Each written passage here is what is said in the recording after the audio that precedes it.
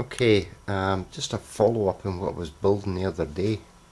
It's a display for a vehicle, and again, it's just to give me a hard sort of copy of what I'm planning on doing.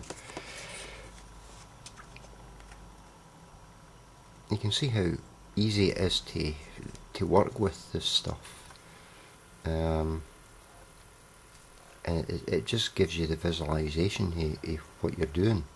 Now, I've coated it with an emulsion to begin with.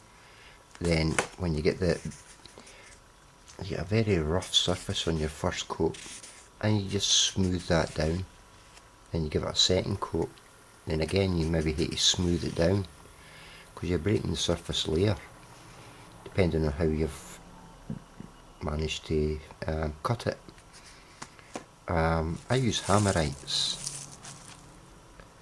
This is a hammerite dark green, but it's a hammered, so you end up with a dimpled effect. If you guys are working on aircrafts and aircraft sort of models, you might find this dimple effect like a shark moving through water. Fluids and fluid sort of movement, the same as air, breaks up over a dimple effect. I found it on ships' hulls, and you might find that this kind of works with this. Anyway, what I'm going to show you is the weight of this entire thing.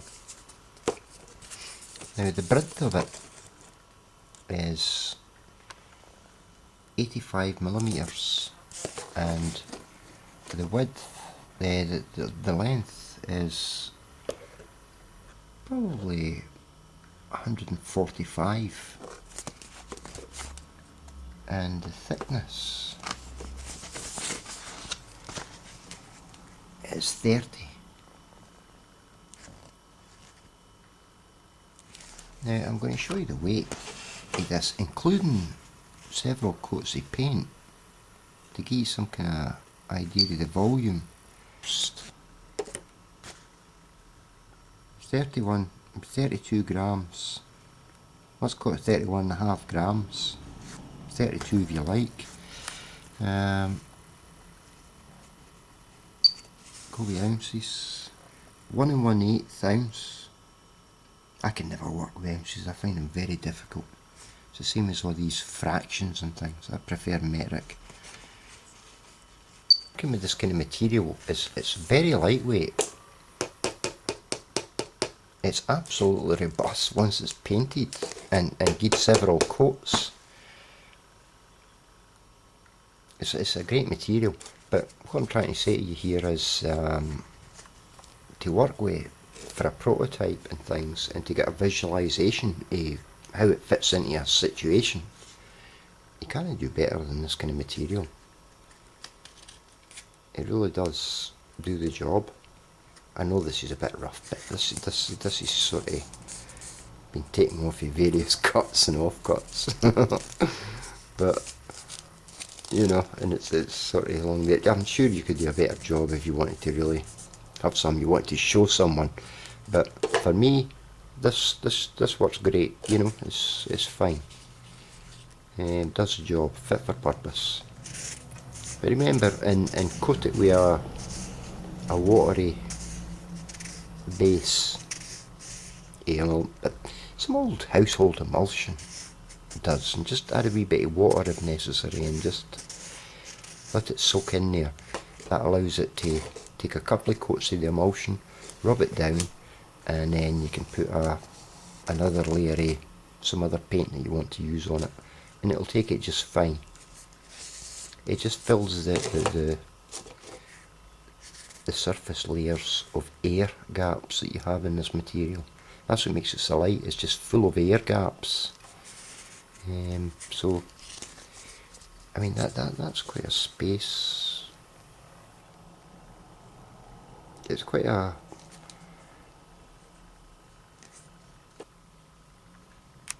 I'll let you see it in situation.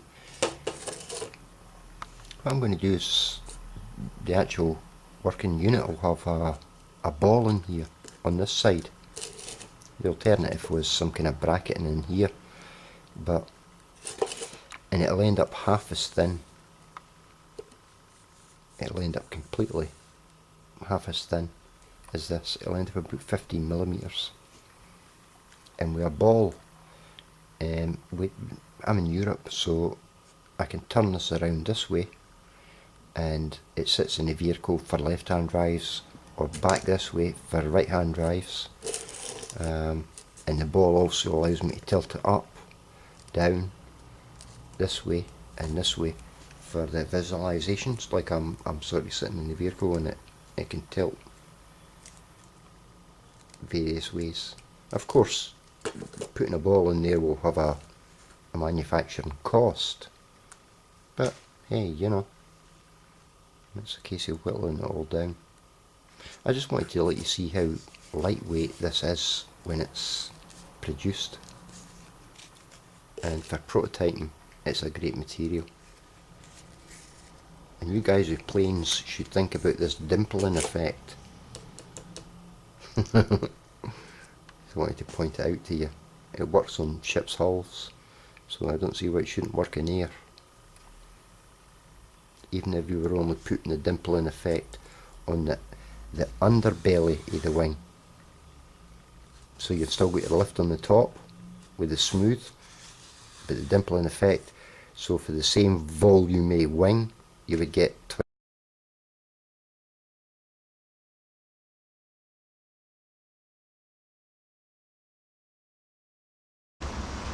Okay, this is the Mercedes 190 dash,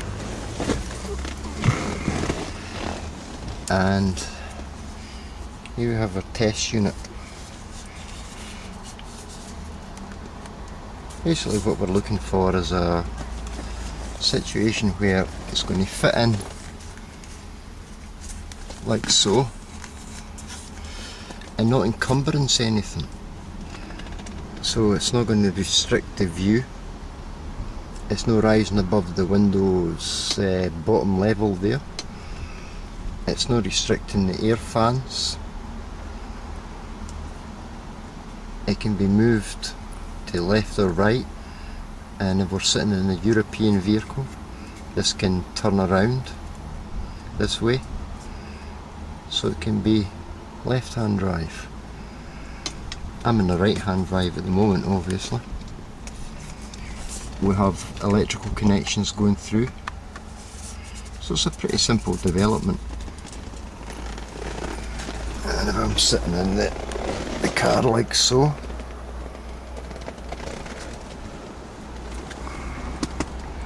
there we go. It's a completely unrestricted view.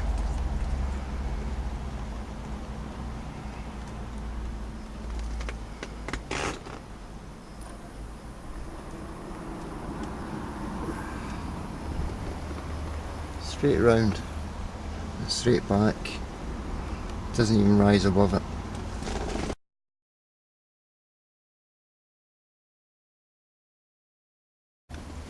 Again, if I'm a left hand drive, this switches around, because obviously you're going to have this centre console coming down this way in a right hand drive and down that way in a left hand drive, so you're going to have it sitting like that. And again, it's not going to restrict your view, sitting near the centre console.